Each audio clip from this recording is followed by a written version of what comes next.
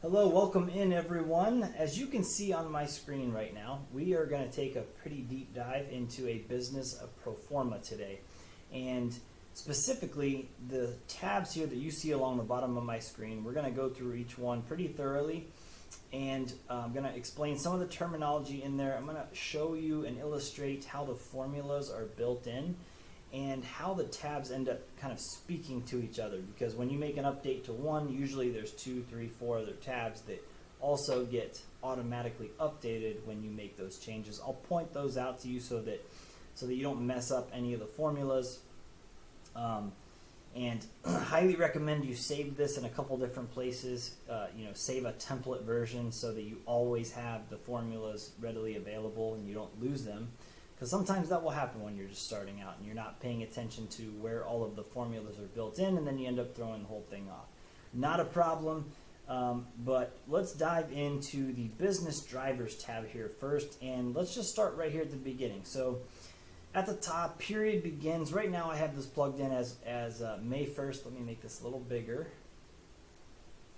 Okay, so I'll show the significance of that in probably the growth tab. I'll show you how that fits in, but we're going to start right here, and you'll see up in the formula bar May 1st, 2023. That's our start date. When you see then initial investment, this would be if you're seeking like a note or a loan from a friend or a family member, and you're going to get like a $20,000 cash injection to kind of get your business off the ground in a short time frame. You would insert any kind of like outside investment that would be contributing to the monthly cash on hand that your business would have. Again, I'll point that out.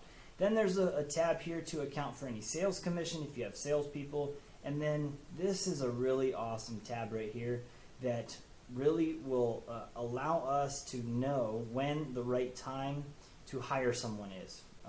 Again, we probably won't get into too much of that in this video because that's a little bit more of a complex topic, but this is what this is there for. Now, new accounts and attrition rate. So this is a goal of 20% increase in new accounts per month. And then we're also accounting for a 10% attrition, meaning the possibility of losing 10 existing clients, for example. Now let's move on to the revenue drivers, and right now for the example we're going to go through, I have revenue stream 1 and revenue stream 2, and just for the ease of the numbers here, we're going to modify these and change them to show you some different examples. We're going to have a $1 product and a $3 product, and then HR costs, we're estimating a 26% expense for payroll and then a 5% expense for health insurance.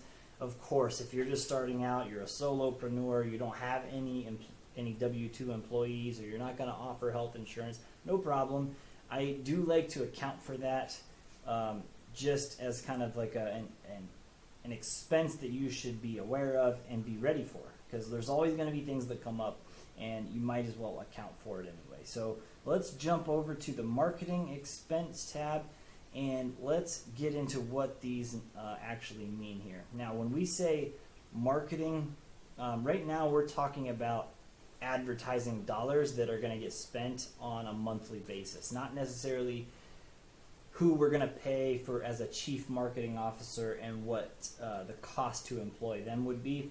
These are going to be dollar expenses that leave our operating account and are designed to put the business in front of eyeballs. And so we have print advertising here. We have organizational ads. We have digital media advertising. That would be like, Facebook, Instagram advertising, TikTok advertising, Google ads, YouTube, what have you. And then just general advertising that, if you're going to events on the weekend or networking, and, maybe you're paying for a booth at a First Friday event on the weekend. So right here, this is where we're accounting for all of the dollars that we're going to spend to get our business or our product in front of the right eyeballs. So of course, at the time that we're going through this exercise right here, we've already identified what we're selling, and we've already identified who we're selling that product or service to.